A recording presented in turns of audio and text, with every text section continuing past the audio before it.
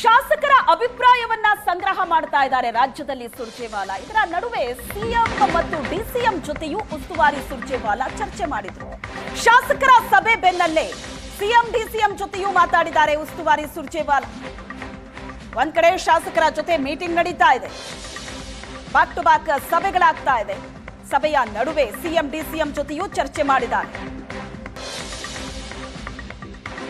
CM DCM ಜೊತೆ 1 ಗಂಟೆಗಳ ಕಾಲ ಮಾತುಕತೆ ನಡೆಸಿದ್ರು ಸುರ್ಜೇವಾಲಾ. ಶಾಸಕರ ಸಮಸ್ಯೆಗಳನ್ನ ಸಿಎಂ ಡಿಸಿಎಂ ಗಮನಕ್ಕೆ ತಂದಿದ್ದಾರೆ ಸುರ್ಜೇವಾಲಾ. 1-to-1 ಸಭೆ ಬಗ್ಗೆ ಸಿಎಂ ಡಿಸಿಎಂ ಜೊತೆ ಸುರ್ಜೇವಾಲಾ ಆಡಿರೋ ಮಾತು. ಶಾಸಕರ ಸಮಸ್ಯೆಗಳನ್ನ ಗಮನಕ್ಕೆ ತಂದಿದ್ದಾರೆ. ಶಾಸಕರ ಸಂಘರ್ಷಕ್ಕೆ ಕಾರಣವನ್ನ ಬಿಚ್ಚಿಟ್ಟಿದ್ದಾರೆ ಸುರ್ಜೇವಾಲಾ. ಏಕಾಏಕಿ ಶಾಸಕರು ಹೊರಗಡೆ ಬಂದು ತಮ್ಮ ಅಸಮಾಧಾನವನ್ನ ಬಹಿರಂಗವಾಗಿಯೇ ಹೇಳಿಕೊಂಡು ಸರ್ಕಾರದ ಬಗ್ಗೆ, ಸಚಿವರ ಬಗ್ಗೆ, ಅನುದಾನದ ವಿಚಾರವಾಗಿ ಏನ್ ಕಾರಣ ಶಾಸಕರ ಸಂಘರ್ಷಕ್ಕೆ, ಈ ಕಾರಣವನ್ನ ಸುರ್ಜೇವಾಲಾ ಬಿಚ್ಚಿಟ್ಟಿದ್ದಾರೆ. ಸಿಎಂ ಡಿಸಿಎಂ ಜೊತೆ ಮಾತಾಡಿದ್ದಾರೆ ಸುರ್ಜೇವಾಲಾ. ಸುಮಾರು 1 ತಾಸು ಸಿಎಂ ಡಿಸಿಎಂ ಜೊತೆ ಚರ್ಚೆ ಮಾಡಿದ್ದಾರೆ. ನಿನ್ನೆಯಿಂದ ನಡೀತಾ ಇದೆ ಶಾಸಕರ ಜೊತೆಗಿನ ಸಭೆ. ಪ್ರತ್ಯೇಕವಾಗಿ ಶಾಸಕರನ್ನ ಕರೆದು ಮಾತಾಡ್ತಾ ಇದ್ದಾರೆ ಸುರ್ಜೇವಾಲಾ. ಇವತ್ತು ಮುಂದುವರೆದಿದೆ, ನಾಳೆನೂ ಕೂಡ ನಡೆಯುತ್ತೆ. ಶಾಸಕರ ಆಕ್ರೋಶಕ್ಕೆ ಕಾರಣ ಏನು? ಸಚಿವರ ಕಾರ್ಯವೈಖರಿಯೇ ಕಾರಣ. ಸಚಿವರಿಂದಲೇ ಸಮಸ್ಯೆ ಸೃಷ್ಟಿಯಾಗಿದೆ ಅಂತ ಕಾಂಗ್ರೆಸ್ ಉಸ್ತುವಾರಿ ಹೇಳಿದ್ದಾರೆ. ಸಚಿವರ ಕಾರ್ಯವೈಖರಿ ಬದಲಾಗಿಲ್ಲ ಅಂತ ಬೇಸರ ವ್ಯಕ್ತಪಡಿಸಿದ್ದಾರೆ.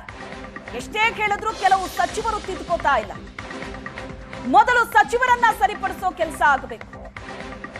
ಶಾಸಕರನ್ನ ವಿಶ್ವಾಸಕ್ಕೆ ಪಡೆಯೋ ಕೆಲಸ ಆಗಬೇಕು.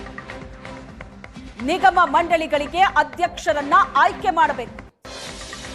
ಮತ್ತೆ ಜುಲೈ 2ನೇ ವಾರದಲ್ಲಿ ಮತ್ತೆ ರಾಜ್ಯಕ್ಕೆ ಬರ್ತೀನಿ, 1 ತಿಂಗಳು ರಾಜ್ಯದಲ್ಲೇ ಇರ್ತೀನಿ ಅನ್ನೋ ಭರವಸೆಯನ್ನ ಕೊಟ್ಟಿದ್ದಾರೆ ಸುರ್ಜೇವಾಲಾ. ಅಲ್ಲಿಗೆ ಇಲ್ಲಿ ಸರಿ ಮಾಡಬೇಕಾಗಿರೋದು ಬೇಕಾದಷ್ಟಿದೆ. ಹೀಗೆ ಬಂದು ಹಾಗೋದ್ರೆ ಆಗಲ್ಲ. ರಾಜ್ಯದಲ್ಲೇ 1 ತಿಂಗಳು ಇರೋದ್ರ ಬಗ್ಗೆ ಭರವಸೆ ಕೊಟ್ಟಿದ್ದಾರಂತೆ. ವಲಯವಾರು ಶಾಸಕರ ಸಭೆ ಮಾಡ್ತೀನಿ ಅಂತ ಹೇಳಿಕೆ ಕೊಟ್ಟಿದ್ದಾರೆ. ಸುರ್ಜೇವಾಲಾ ಜೊತೆ ಸಭೆ ಬಳಿಕ ಡಿಸಿಎಂ ಡಿಕೆ ಶಿವಕುಮಾರ್ ಹೊರಡ್ತಾರೆ. ಡಿಕೆ ಶಿವಕುಮಾರ್ ಹೋದ ನಂತರವೂ ಸಿಎಂ ಜೊತೆ ಸುರ್ಜೇವಾಲಾ ಪ್ರತ್ಯೇಕವಾಗಿ ಮತ್ತೆ ಮಾತುಕತೆ ನಡೆಸಿದ್ದಾರೆ. ಸದ್ಯಕ್ಕೆ ರಾಜ್ಯ ಕಾಂಗ್ರೆಸ್ನಲ್ಲಿ ಆಗ್ತಾ ಇರುವಂತ ಈ ಗೊಂದಲಕ್ಕೆ ಏನ್ ಕಾರಣ, ಅದ್ರ ಬಗ್ಗೆ ಚರ್ಚೆ ಮಾಡಿದ್ದಾರೆ. ಶಾಸಕರು ಏಕಾಏಕಿ ಸಿಡಿದೆದ್ದಿದ್ದಾರೆ ಅಂದ್ರೆ ಅದಕ್ಕೆ ಕಾರಣ ಸಚಿವರ ಕಾರ್ಯವೈಖರಿ. ಮೊದಲು ಸಚಿವರನ್ನ ಸರಿ ಮಾಡಬೇಕು.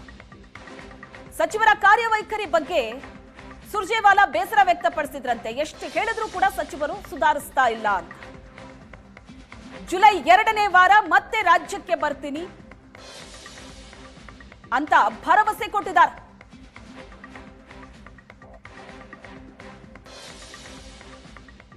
ಇನ್ನು ವಸತಿ ಇಲಾಖೆಯ ಬಗ್ಗೆ ಕಾಂಗ್ರೆಸ್ನ ಶಾಸಕರೇ ಈ ಬಗ್ಗೆ ಆರೋಪ ಮಾಡಿದ್ರು. ಸುರ್ಜೇವಾಲಾ ಭೇಟಿ ಮಾಡದಂತ ಸಚಿವ ಜಮೀರ್ ಅಹ್ಮದ್ ನಿನ್ನೆ ರಾತ್ರಿ ಸುರ್ಜೇವಾಲಾ ಜೊತೆಗೆ ಜಮೀರ್ ಮಾತುಕತೆ ಆಯಿತು. ವಸತಿ ಇಲಾಖೆಯಿಂದಲೇ ಈ ಬಾರಿಯ ಈ ಅಸಮಾಧಾನ ಏನ್ ಸ್ಫೋಟ ಆಯಿತು, ವಸತಿ ಇಲಾಖೆಯ ಭ್ರಷ್ಟಾಚಾರ ಅನ್ನೋ ವಿಷಯದಿಂದಲೇ ಶುರುವಾಗಿದ್ದು. BR ಪಾಟೀಲ್ ಆಡದಂತ ಮಾತು, ಆ ಆಡಿಯೋ ಹೊರಗಡೆ ಬಂದ ನಂತರ ಬಹಳ ಜೋರಾಗಿ ಸುದ್ದಿ ಆಯಿತು. ಜಮೀರ್ ರಾಜೀನಾಮೆಗೂ ಕೂಡ ಪಕ್ಷದ ಶಾಸಕರೇ ಪಟ್ಟು ಹಿಡಿದ್ರು. ನಿನ್ನೆ ರಾತ್ರಿ ಸುರ್ಜೇವಾಲಾ ಜೊತೆ ಜಮೀರ್ ಮಾತಾಡಿದ್ದಾರೆ. ವಸತಿ ಇಲಾಖೆ ಮೇಲಿನ ಆರೋಪದ ಕುರಿತು ವಿವರಣೆ ಕೊಟ್ಟರು. ವಸತಿ ಮನೆಗಳ ಹಂಚಿಕೆ ಕುರಿತು ಉಸ್ತುವಾರಿಗೆ ವಿವರಣೆ ಕೊಟ್ಟರು. ವಸತಿ ಇಲಾಖೆ ಭ್ರಷ್ಟಾಚಾರದ ಬಗ್ಗೆ ಶಾಸಕರು ಕಿಡಿಕಾರಿದ್ರು. ಬಹಿರಂಗವಾಗಿಯೇ ಹೇಳಿದ್ರು, ಹಣ ಕೊಟ್ಟವರಿಗೆ ಮಾತ್ರ ವಸತಿ ಇಲಾಖೆಯ ಮನೆ ಸಿಗತ್ತೆ, ಬಡಬಗ್ಗರಿಗೆ ಸೇರಬೇಕಾದಂತ ಯೋಜನೆಯ ಲಾಭ ಎಲ್ಲಿಗೆ ಹೋಗ್ತಾ ಇದೆ ಅಂತ ಪ್ರಶ್ನೆ ಮಾಡಿದ್ರು. ಶಾಸಕರು ಕೊಟ್ಟಂತಹ ಲೆಟರ್ಗೂ ಕೂಡ ಕವಡೆ ಕಾಸಿನ ಕಿಮ್ಮತ್ತಿಲ್ಲ ಇಲಾಖೆಯಲ್ಲಿ, ದುಡ್ಡು ಕೊಟ್ರೆ ಮಾತ್ರ ಮನೆ ಸಿಗತ್ತೆ, ಏನ್ ನಡೀತಾ ಇದೆ ಇಲಾಖೆಯಲ್ಲಿ? ಸಚಿವ ಜಮೀರ್ ಅಹ್ಮದ್ ರಾಜೀನಾಮೆ ಕೊಡಬೇಕು ಅಂತ ಪಕ್ಷದಲ್ಲೇ ಒತ್ತಾಯ ಕೇಳಬಂತು. ಈಗ ಸುರ್ಜೇವಾಲಾರನ್ನ ಭೇಟಿಯಾಗಿ ಜಮೀರ್ ಮಾತುಕತೆ ನಡೆಸಿದ್ರು, ವಿವರಣೆ ಕೊಟ್ರು. ಈ ವಿಚಾರಕ್ಕೆ ಸಂಬಂಧಪಟ್ಟ ಹಾಗೆ ಏನೇನಾಯ್ತು ಅನ್ನೋದ್ರ ಬಗ್ಗೆ, ವಸತಿ ಮನೆ ಹಂಚಿಕೆಗಳ ಕುರಿತು ಸುರ್ಜೇವಾಲಾಗೆ ವಿವರಣೆಯನ್ನ ಕೊಟ್ಟಿದ್ದಾರೆ ಜಮೀರ್. ಇದೇ ಬಹಳ ದೊಡ್ಡ ಆಕ್ರೋಶಕ್ಕೆ ಕಾರಣವಾಯಿತು. ಸರ್ಕಾರದ ಮೇಲೆ ಕೇಳಿಬರ್ತಾ ಇರುವಂತಹ ಆರೋಪಗಳು ಒಂದೆರಡಲ್ಲ. ಈಗ ಇತ್ತೀಚೆಗೆ ಆಡಾದಂತ ಹೊಸ ಆರೋಪ ಅಂದ್ರೆ ವಸತಿ ಇಲಾಖೆಯ ಈ ಭ್ರಷ್ಟಾಚಾರ.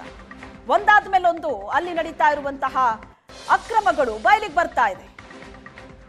ಜಮೀರ್ ಅಹ್ಮದ್ ಅವರು ಸುರ್ಜೇವಾಲಾರನ್ನ ಭೇಟಿಯಾಗಿ ಈ ಬಗ್ಗೆ ವಿವರಣೆ ಕೊಟ್ಟರು.